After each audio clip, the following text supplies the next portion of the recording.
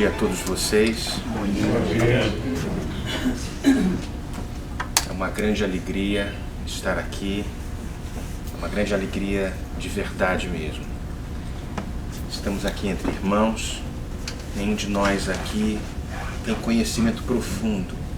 Somos todos estudantes destas letras sagradas que nos convidam constantemente para uma reforma, para uma revisão, para uma análise bem delicada da forma como conduzimos a nossa existência. Esse homem chamado Jesus tem ecoado nas nossas vidas, nos nossos corações, e as palavras que ele disse são palavras de vida eterna, são palavras de convite constante a um movimento de plenitude, de sublimação, de amor. Mas que amor é esse?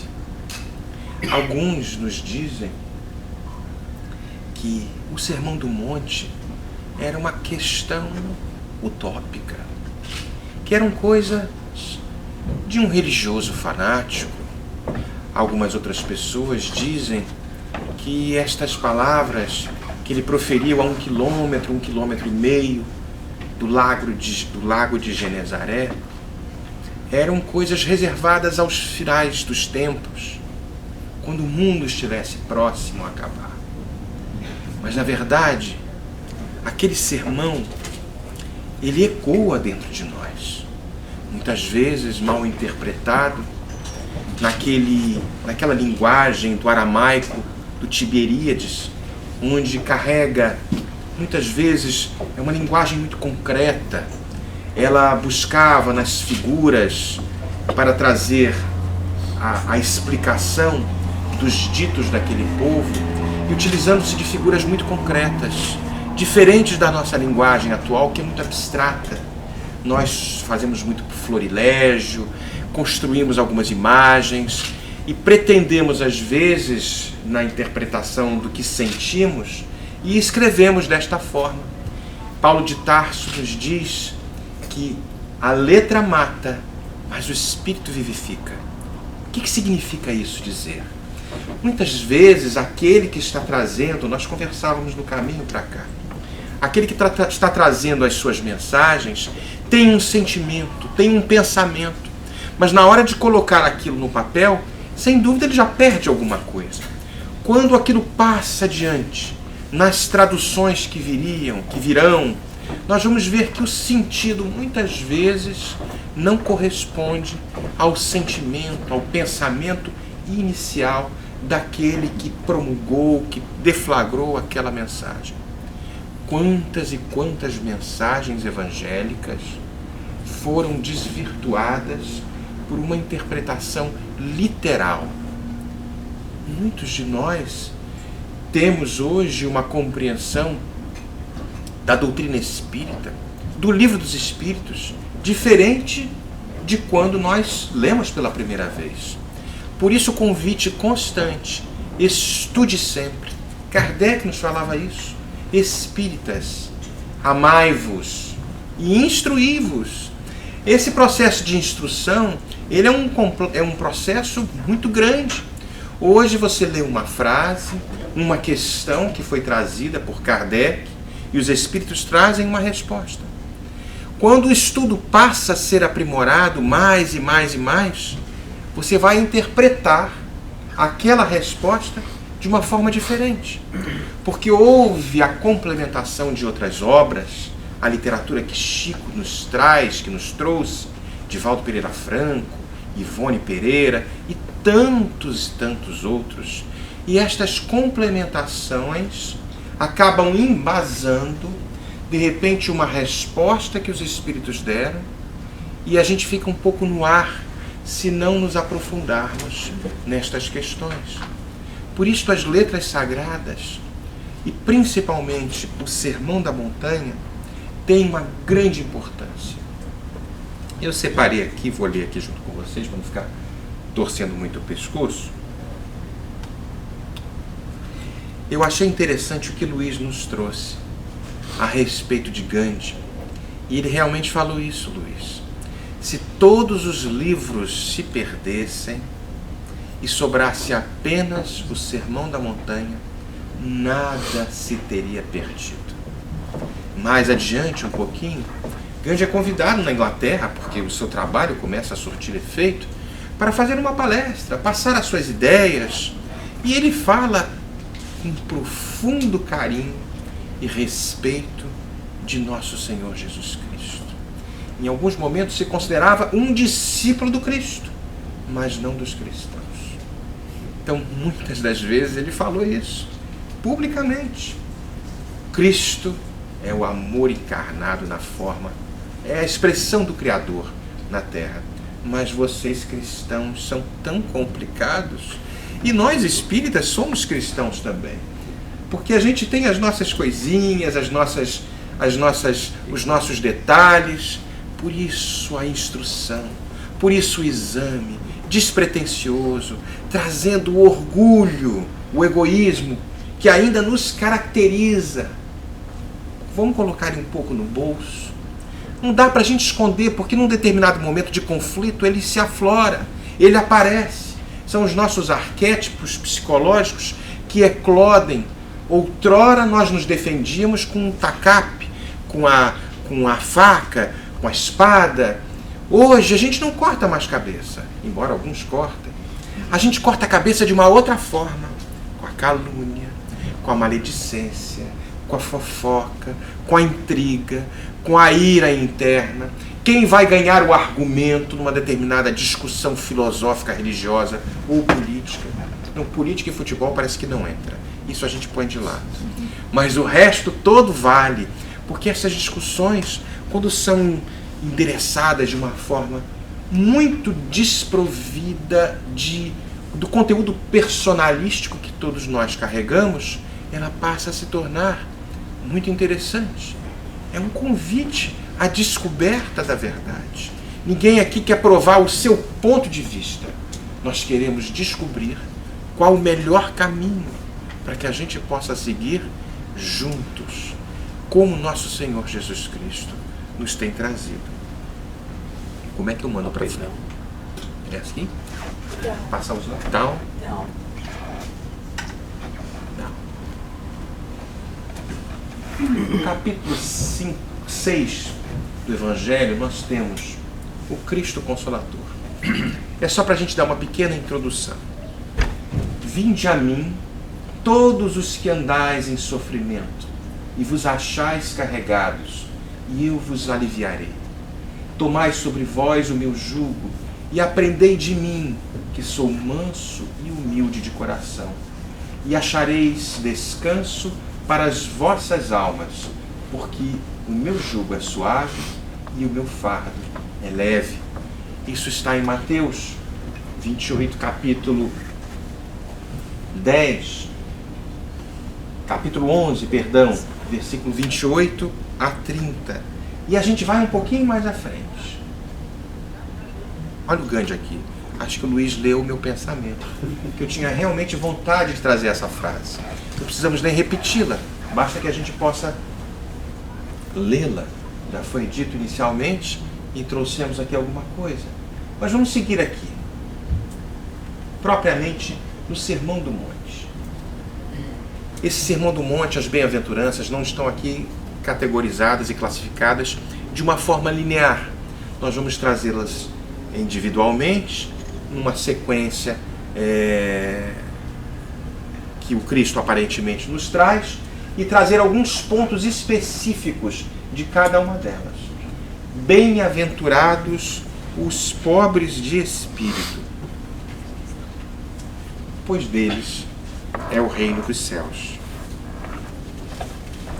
O que a gente entende por pobre de espírito? É uma linguagem que de fato não faz muito sentido. Pobre de espírito, o que é isso? Pobre de espírito é alguém que não tem muito sentido da vida? Será uma pessoa que tem um espírito muito pobre, deficitário, doente? Ou será alguém que tem anseio de alguma coisa? Quando a gente é pobre de dinheiro, o que nos falta? Nos falta dinheiro, não é verdade? Quando a gente é pobre de comida, nos falta comida, não falta? Quando a gente é pobre de espírito, nos falta alguma coisa da espiritualidade. Eu tenho ânsia da vida espiritual. Eu tenho ânsia de algo que vai além destas coisas do mundo. Nós poderíamos trazer na linguagem do aramaico lá do Tiberíades, talvez uma correlação do humilde. Bem-aventurados os humildes. Humilde vem de humus. Humus é o quê? Humus é matéria orgânica em decomposição. Ele faz o substrato da terra. Ele serve para que tudo cresça. Ele é, em última instância, grande servidor. Jesus foi o maior servidor de todos e continua servindo até os dias de hoje. E a gente pensa que a gente precisa ser servido. Aquele que serve alcança a posição no mundo espiritual cada vez mais elevada. Isso é difícil, gente, porque o nosso orgulho, ele fala muito alto quando a gente se coloca numa posição de serviço, mas quando este serviço às vezes não é reconhecido, o que a gente faz? Eu não vou trabalhar mais lá não. Eu estou trabalhando ali, ninguém me dá a menor importância, não estou nem aí. Esse trabalho de serviço, de humildade, é para que os outros vejam ou é uma relação minha para comigo e para com o Criador? É a primeira análise que a gente começa a fazer. Como é que eu estou me sentindo? A gente pode fazer esse tipo de correlação, porque é muito rápido. Na primeira instância, a gente reaciona. Nossa, ninguém reconhece o meu trabalho. Eu estou ali trabalhando, me dedicando para aquela casa, ou para uma família, ou pelo serviço que eu estou fazendo, seja profissional, seja religioso, seja o que for, mas ninguém reconhece. E aí o que acontece? A nossa vaidade, o nosso orgulho próprio começa a falar realmente muito forte. E a gente se esquece destas palavras de vida eterna que o Cristo nos traz. Vamos trazer algum tipo de variação disso aqui sobre os pobres de espírito. Orgulho e humildade, que nós falamos aqui. O orgulhoso e o verdadeiramente humilde, aquele que se coloca numa posição de serviço. O egoísmo e a caridade. Ele é o amor em ação, o pobre de espírito. Ele quer realmente fazer alguma coisa. Ao contrário do egoísta, que pensa simplesmente em servir em troca de algo, seja de recursos materiais ou seja de elogios. Porque isso tem um valor também na nossa contabilidade ainda muito equivocada. A nossa contabilidade íntima. Missão do homem inteligente na Terra. As pessoas dotadas de inteligência, de recursos, têm uma responsabilidade muito grande para com os seus irmãos. É interessante porque quem escreveu o Sermão do Monte, particularmente as Bem-aventuranças, porque o Sermão do Monte foi além, e um pedaço do Sermão do Monte são as Bem-aventuranças que o Cristo nos traz, foi Mateus. Mateus, no capítulo 5, nos traz, nesses 12 itens, mais ou menos, estas questões das bem-aventuranças. Mas ele era um homem de posses, era um cobrador de impostos. Era como se fosse um fiscal da Receita. Um fiscal do IRS. Se entrar a porta dentro aqui um fiscal do IRS, a gente vai ficar preocupado, né? Meu Deus, será que eu estou em dia com os meus impostos? Era Mateus. E Mateus tinha um conhecimento muito grande. Ele era um homem letrado, porque poucas pessoas sabiam ler e escrever. Mas ele, ao mesmo tempo que ele tinha recursos, era uma pessoa humilde. Então a gente vê que humildade, ela não é diretamente proporcional à nossa situação financeira, à nossa posição social. Porque nós sabemos que tem muita gente pobre que é orgulhosa, com o nariz aqui em cima, e gente rica, abastada, com recursos, que sabe que é simplesmente um usufrutuário daqueles recursos que lhe foram emprestados. É ter consciência. Então não é diretamente proporcional ao nosso estágio, à nossa posição social. Isso é muito importante para que a gente vá em frente. Jesus, então, busca as pessoas simples, os homens simples de coração, os pobres de espírito. Nós vamos mais na próxima agora, vamos subir um pouquinho. seguir na nossa... Os que choram, os aflitos, pois serão consolados. É a segunda bem-aventurança. Nós vamos ver aí a lei de causa e efeito. Porque quem chora hoje, talvez esteja quitando alguma promissória, alguma dívida. Eu não gosto muito da palavra dívida não, mas a gente vai usar de uma forma didática aqui. A lei de ação e reação nos traz um convite para que a gente possa examinar. Se hoje eu choro, mas se eu choro e sou aflito, mas me comporto de uma forma resignada, que é o consentimento do coração, nós temos a obediência e a resignação.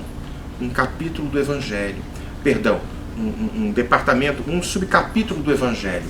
Aqueles que sofrem de forma resignada, ou seja, o consentimento do coração, e sofrem de forma obediente. Eu estou obedecendo, então é o consentimento da razão.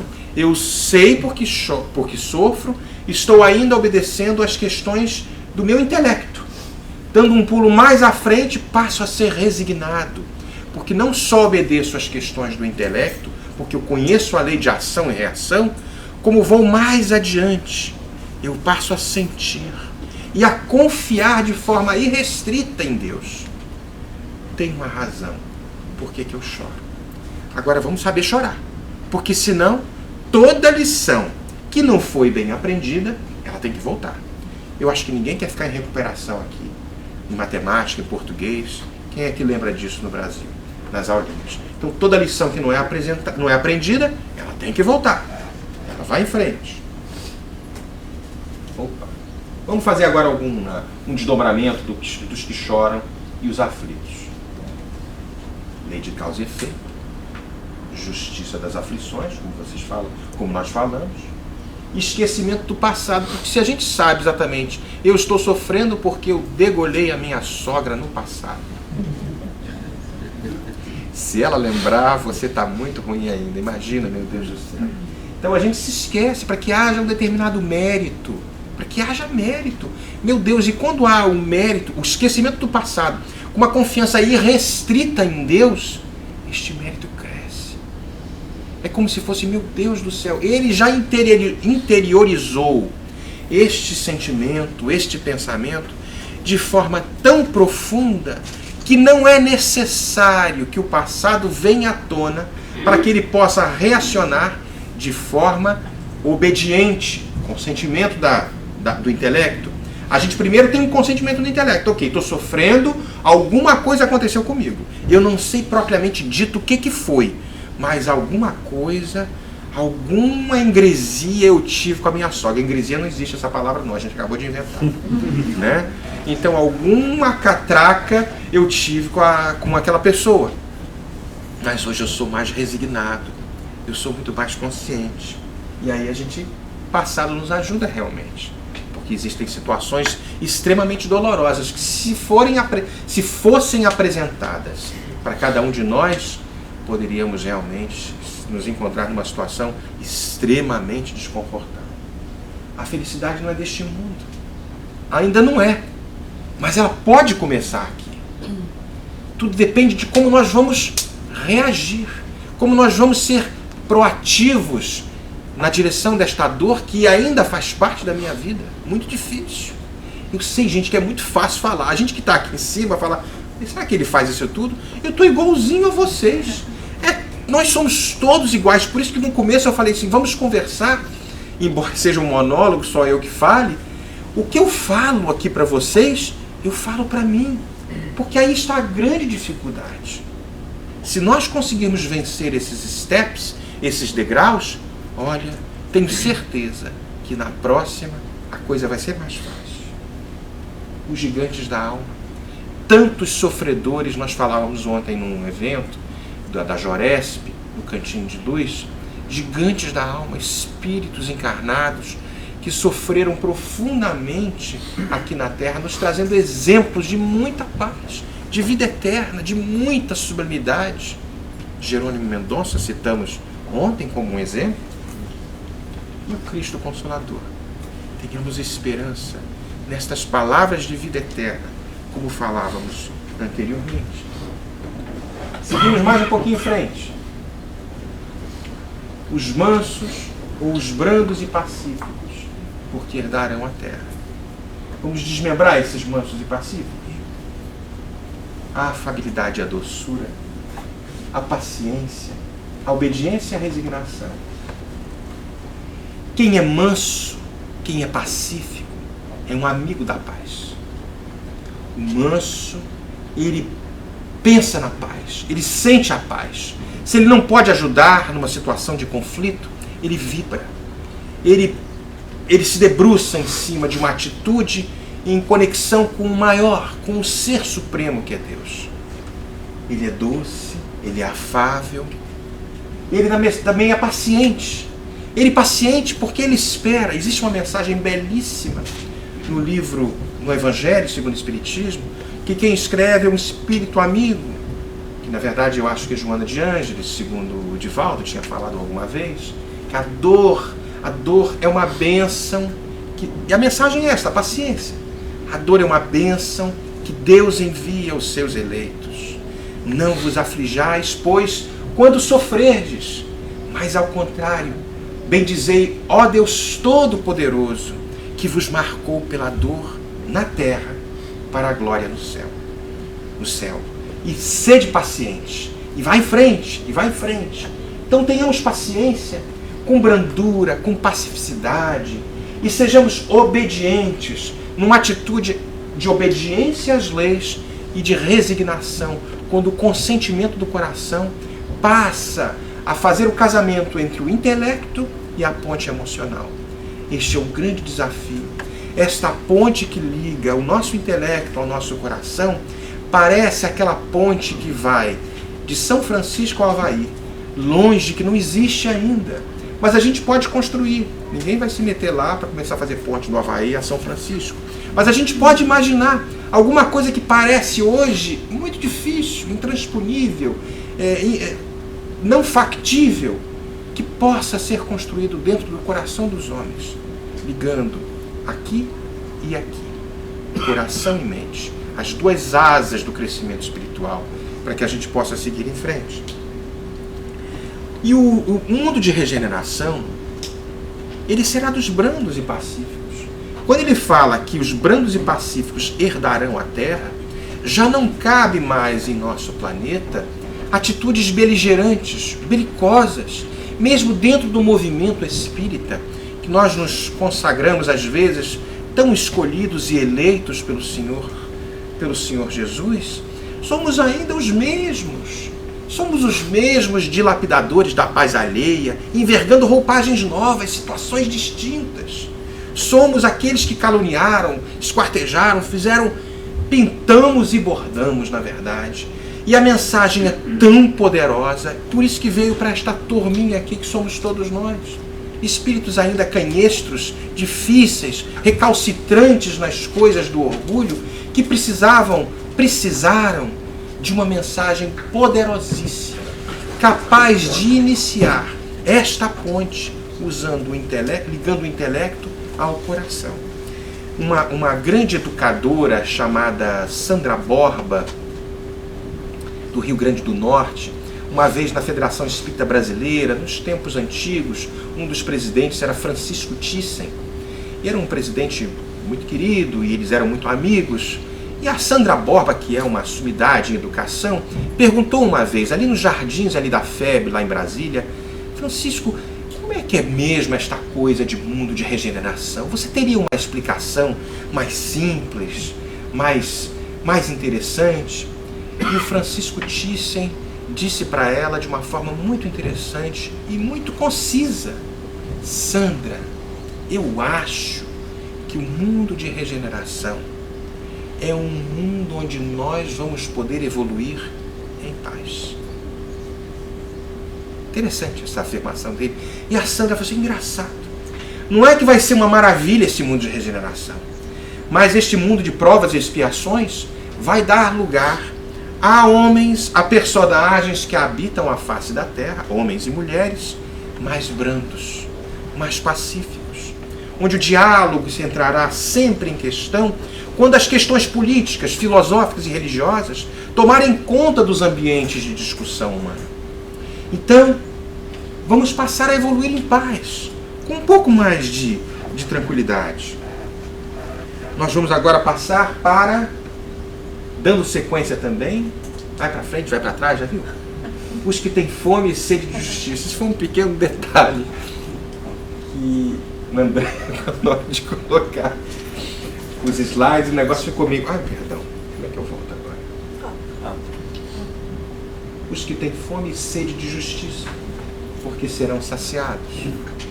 Mas que fome e sede de justiça é essa?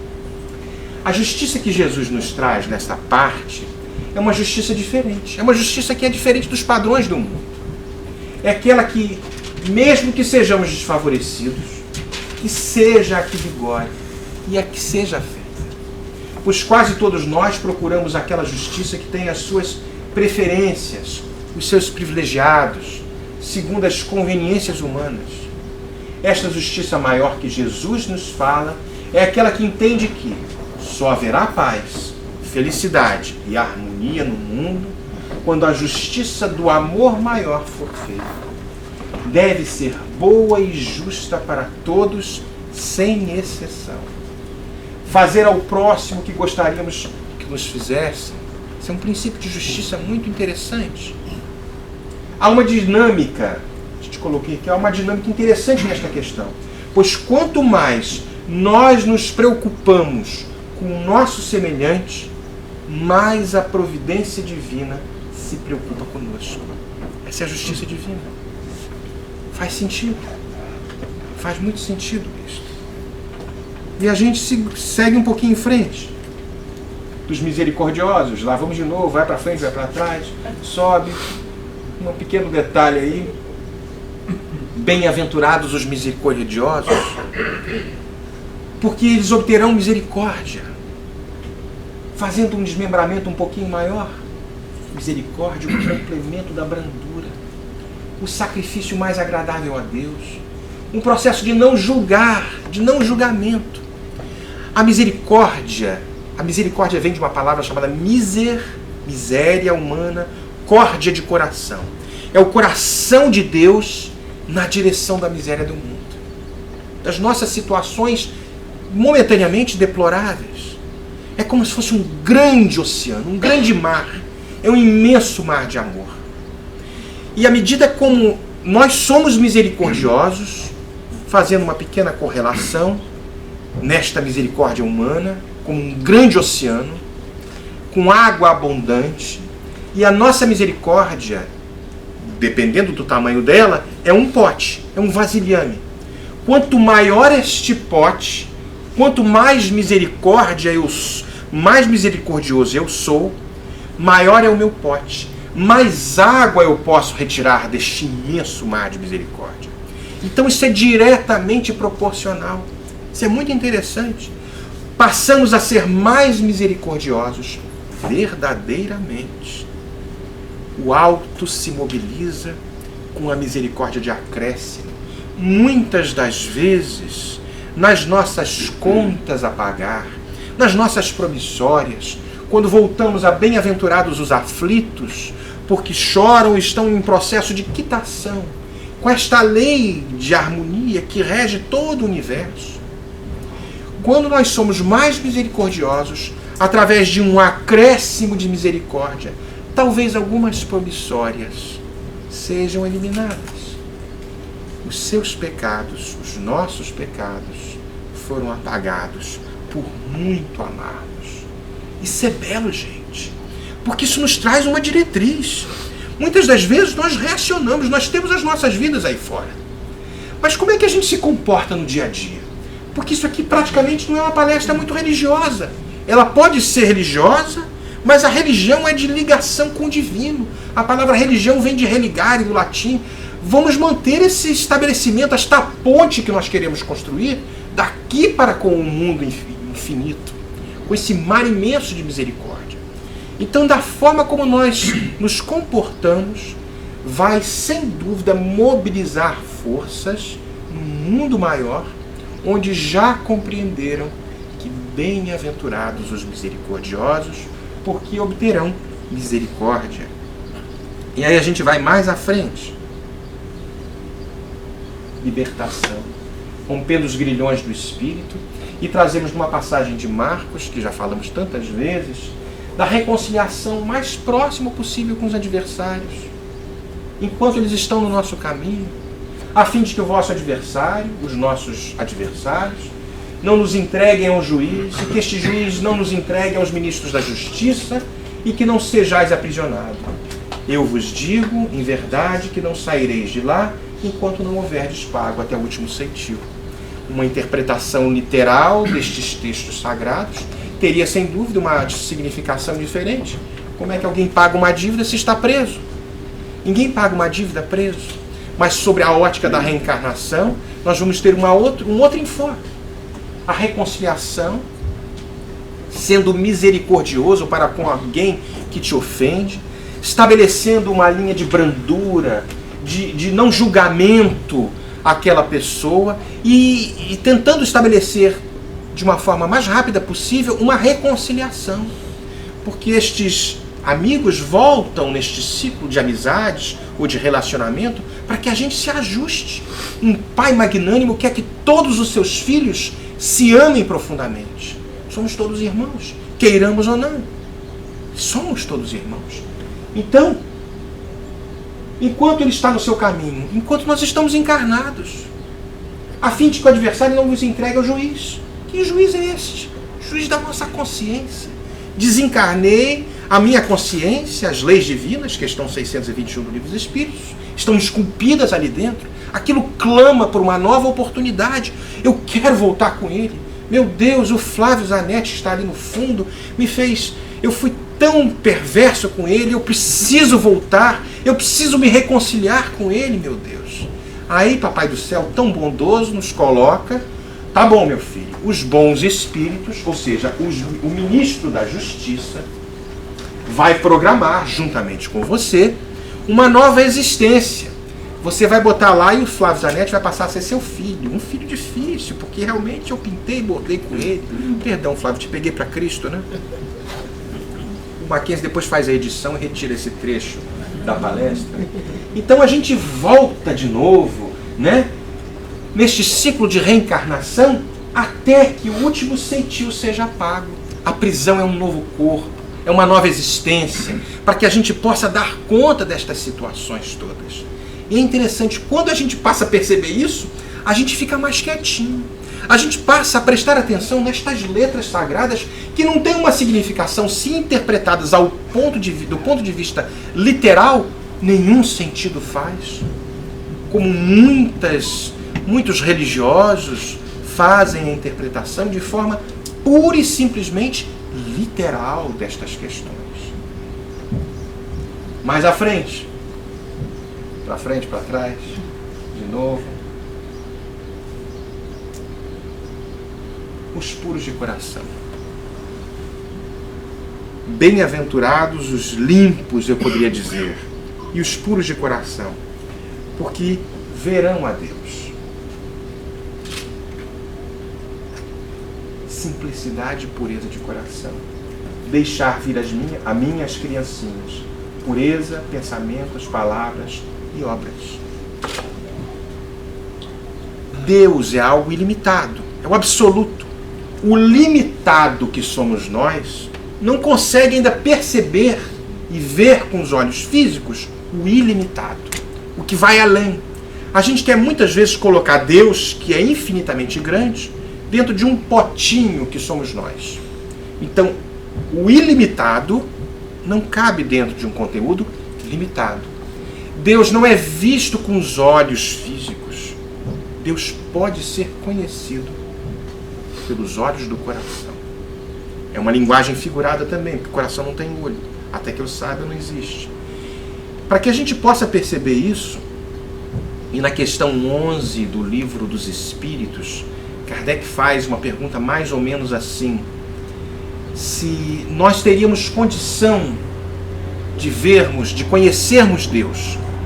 E os Espíritos nos trazem a resposta de que nós ainda estamos muito ligados à materialidade, às questões do mundo, e não temos ainda a capacidade de entender, de compreender, de ver a Deus. E aí o Cristo nos traz, quando ele muitas vezes nos traz a questão de que ele e o Pai eram um só, porque ele era manso, ele era brando, ele era misericordioso, ele era humilde, mas ele era puro de coração. Ele estava no mundo sem pertencer ao mundo. Eu e o Pai somos um só. Uma relação quase que simbiótica. Ele era o médium de Deus. Ele percebia a divindade, recebia as instruções diretamente do Criador do universo. Um dia estaremos nesta condição. Bota tempo nisso. Mas um dia a gente vai estar sentindo isso. Então, sentir a Deus é algo que vai muito mais além. Esta pureza de coração. Paulo de Tarso nos traz numa questão relativa e parecida com esta, quando ele falava, já não sou eu que vive em mim, é o Cristo que vive em mim. Como se no final da sua vida, ele entendendo verdadeiramente o que Jesus, o que o Messias queria que ele fizesse. Da mesma forma que Jesus sabia o que o Pai Celestial queria o que ele fizesse. A pureza de coração. Esta passagem tem também no Evangelho segundo o Espiritismo. E ele traz a questão da simplicidade, da pureza de coração, das criancinhas numa linguagem figurada, aquelas pessoas simples, aquelas crianças simples, sem nenhum tipo de preconceito, ávidas por conhecer algo mais, querendo conhecer as novidades que Jesus tinha para ofertar, e elas vêm, e os apóstolos tentam afastar, e falam, não deixa que eles venham, deixa que eles venham. E ele utilizava muito estas figuras para fazer estas correlações. Nós poderíamos um dia ser estas crianças, porque nós às vezes chegamos em determinado local, prepotentes, com conceitos já pré-estabelecidos, e às vezes totalmente fechados a uma palavra diferente, uma palavra de afeto. Kardec nos traz, como ele era o bom senso encarnado, ele tinha este processo. Haviam reuniões que ele promovia, onde vários religiosos, de outras questões, de outras propostas religiosas, ali estavam. Ele estava muito coerente, estava tão seguro de si, queria ouvir as ponderações dos muçulmanos, dos protestantes, dos evangélicos, dos católicos, dos agnósticos, dos ateus. E as questões ali eram trazidas e eram conversadas.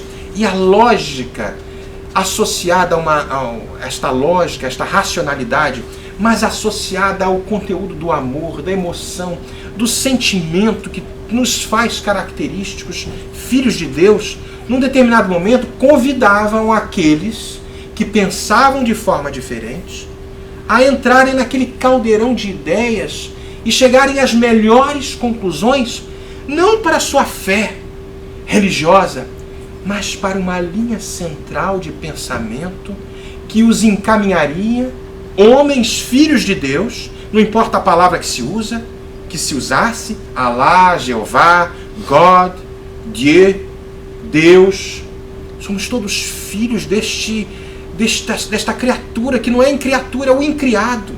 Então eles chegavam naquelas discussões alguns consensos muito interessantes, filosóficos, de como melhor viver.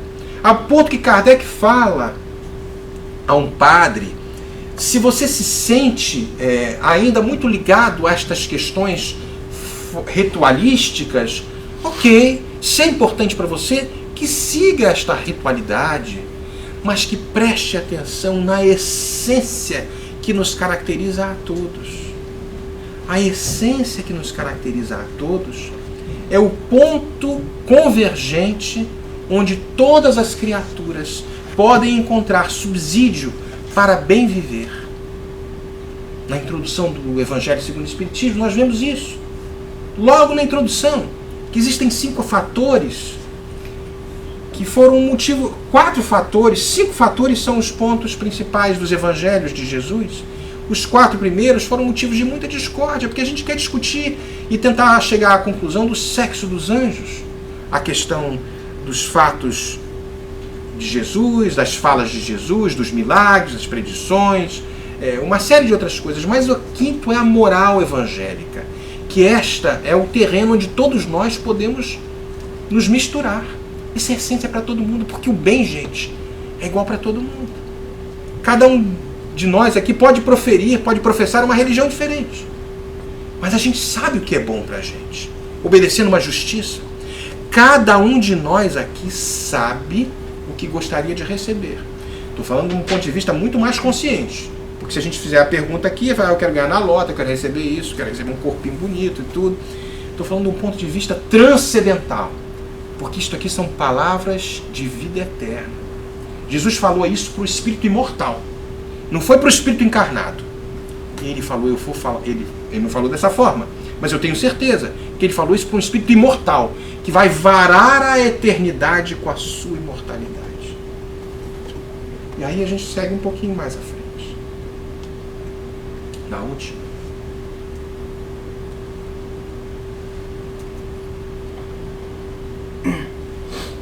Na penúltima, os pacificadores. Bem-aventurados os pacificadores, porque serão chamados filhos de Deus. Aparentemente há uma semelhança dos pacificadores com os pacíficos, mas há uma diferença bem interessante. O pacífico é aquele que pensa na paz, ele age na paz, é uma atitude mais passiva. O pacificador, ele vai em direção da paz. Ele é convocado, quando tem uma baderna, chama aquele lá que é um pacificador. Ele vai acalmar. São chamados, todos são filhos de Deus. Mas é interessante como o Messias nos traz estas questões, porque o pacificador, ele é convidado, ele tem um movimento proativo na direção da paz. Mesmo que esta paz, às vezes, lhe custe a falta de paz. Me explico. Muitas vezes, o pacificador é convidado por uma questão, uma discórdia, no movimento espírita. Vamos supor, um centro aqui, um centro ali. Aí você vai tentar promover a paz. Aí um centro pensa de uma maneira, o outro pensa de outra. Chama lá o fulano lá, que ele é um pacificador. É bom. Dr. Bezerra de Menezes. Esse é uma figura fantástica. E ele entrava ali e ele colocava nas mensagens que nós vamos receber de Divaldo e de Chico, vamos verificar exatamente ali as questões que ele nos trazia, convidando para um movimento de paz, que sejam respeitadas as opiniões alheias, desde que a união fosse preconizada imediatamente. União imediata, unificação paulatinamente. Porque ele tinha certeza de que o processo de unificação, de uniformidade de pensamentos, se daria com o tempo. Nenhum de nós cabe violentar as consciências alheias, porque cada um de nós é fruto de uma bagagem reencarnatória. São milhares de reencarnações e cada um de nós desenvolveu arquétipos psicológicos característicos. O processo de não julgamento vai muito de encontro com isso também. Porque quem de nós que frequentemente faz um julgamento na direção de uma determinada pessoa, quem é que pode jurar de pé junto que reagiria de uma forma melhor se não estivesse nos sapatos daquela pessoa? Quem de nós teve o mesmo histórico reencarnacionista de todas as reencarnações daquela pessoa? Eu tive um histórico de reencarnações, eu tive experiências nos diversos países, fui homem, mulher, fui político, fui pobre, fui escravo, fui tantas e tantas vidas que construíram este ser único, que é este que está aqui vos falando. Da mesma forma vocês, diante de uma determinada situação, eu vou reagir de uma forma, outro vai de uma outra forma. E aí não necessariamente a minha está certa e a outra está errada. É preciso uma consideração, pormenorizar o histórico reencarnatório que aquela pessoa teve e que nós não temos condição nesta vida de adentrar destas questões. Por isso o processo de não julgamento. O pacificador tem isto muito em consideração. Por isso que ele observa esses detalhes. Dr. Bezerra conhecia de uma forma muito mais ampla que todos nós. União imediata. Ou seja, vamos cair neste caldeirão para que o processo de unificação, de uniformidade dos pensamentos se dê de forma paulatina, mas com muito amor ao próximo. Amar ao próximo como a si mesmo, respeitando, não julgando. Quando a gente fala de não julgamento, ninguém está falando aqui em anuir com o erro, de maneira alguma. O não julgamento é levar em consideração todas as possibilidades de um reatamento, de talvez identificar o porquê daquela pessoa ter reacionado daquela forma e utilizar a misericórdia, aquele pote que a gente falou inicialmente. Qual o tamanho do meu pote que eu vou buscar nesta misericórdia infinita, nesse imenso mar de amor? Será que é um potinho, é uma tampinha de Coca-Cola? Ou será que é um copinho? Será que é um balde? Ou será que é uma caixa d'água imensa? Como eram os espíritos bons? Depende, cada um de vocês tem um vasilhame nas mãos. E aí a gente pode mais ou menos tentar identificar. Cada um de vocês sabe o tamanho do vasilhame que tem. E que tamanho de água, de misericórdia vai pegar neste poço de amor que está disponível através da vida. O pacificador, a plenitude do ser dispensa a abundância do ter. O homem só é verdadeiramente dono do que é, ele sabe disso. O pacificador irradia a paz em torno de si, que dispensa palavras. Ele faz um movimento proativo em torno de si mesmo, e depois vai além. Mais do que restabelecer a paz alheia, estar em paz consigo mesmo. Ele está plenificado de paz. Ele está tão plenificado que ele transborda a paz. Ele já não está mais numa atitude de passividade. Ele é uma nascente viva que transborda a paz. Deus é a paz eterna, infinita, absoluta. Por isso, aí o cartaz. Por isso, aquele que conquistou a paz interior é chamado Filho de Deus. A verdadeira paz, dou-vos a minha paz, vivenciar o Cristo. Quando tudo for pedra, a ti a primeira flor. Achei bonitinha essa frase que André que colocou. Achei bem interessante. Porque a gente pode ser um convidado a ser um pacificador. É bem diferente o pacificador daquele que é o poliana, tá tudo lindo, tudo bonitinho. Estarmos conscientes, mas cuidado para a gente não tentar apagar fogo com gasolina, coisa que a gente faz com muita frequência ainda. Perdão, como é que eu boto para trás? Eu ia falar.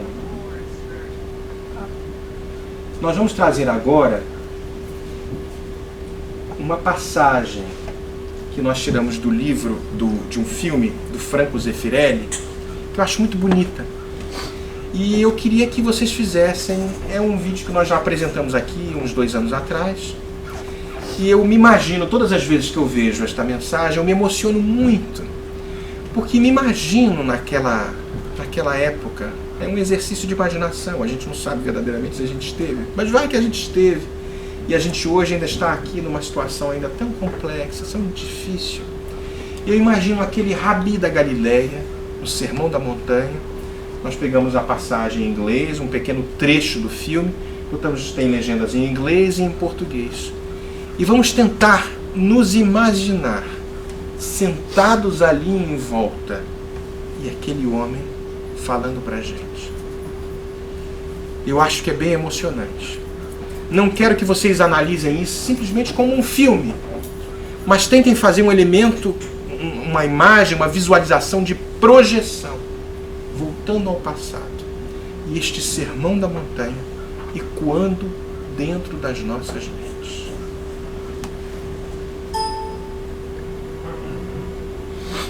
Blessed are the poor in spirit, for theirs is the kingdom of heaven. Blessed are those who mourn, for they shall be comforted. Blessed are the meek, for they shall inherit the earth.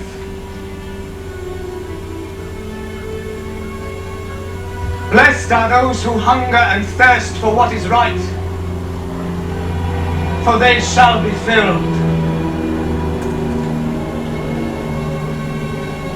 Blessed are the merciful, for they shall obtain mercy. Blessed are the pure in heart, for they shall see God. Blessed are the peacemakers, for they shall be called sons of God. Blessed are those who are persecuted in the cause of right, for theirs is the kingdom of heaven. Blessed are you when people abuse you and persecute you and speak all kinds of calumny against you for my sake. Rejoice and be glad, for your reward will be great in heaven, as it was for the prophets persecuted before you.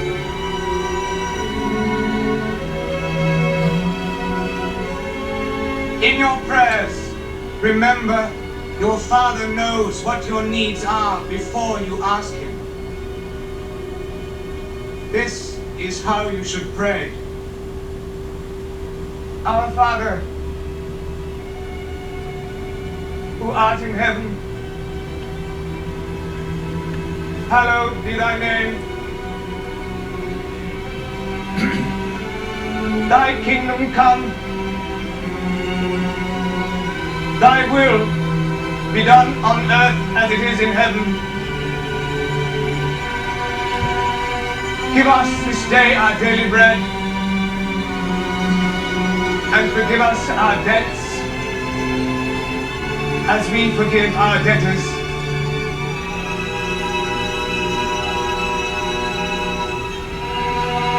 And lead us not into temptation,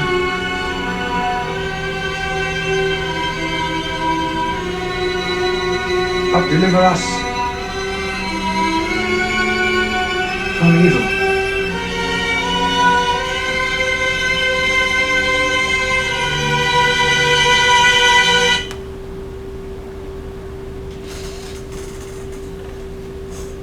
Todas as vezes que eu vejo esse vídeo, e já vi algumas, eu me emociono. Parece uma coisa infantil, mas é muito forte, ecoa dentro do meu coração isso aí.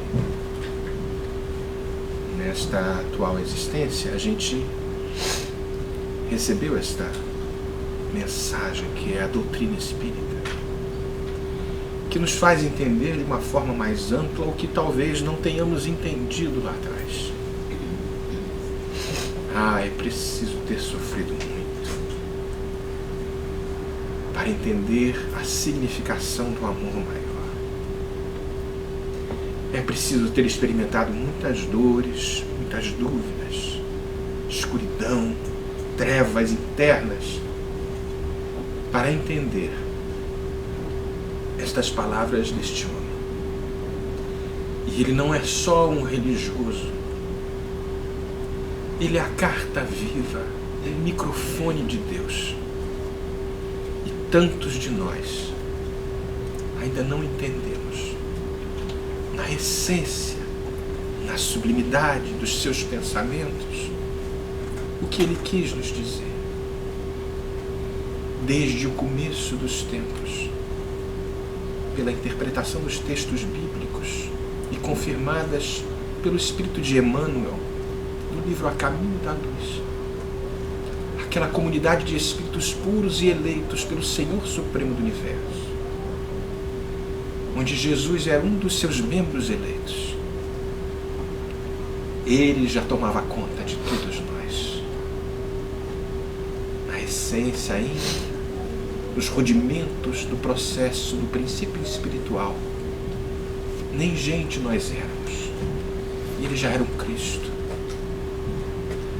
Há tanta coisa a aprender, e a primeira atitude, no primeiro degrau a ser conquistado, é que sejamos pobres de espírito, uma atitude de profunda humildade, Quando eu falo humildade, gente, é de serviço, porque o maior servidor de todos na face da terra foi o grande incompreendido.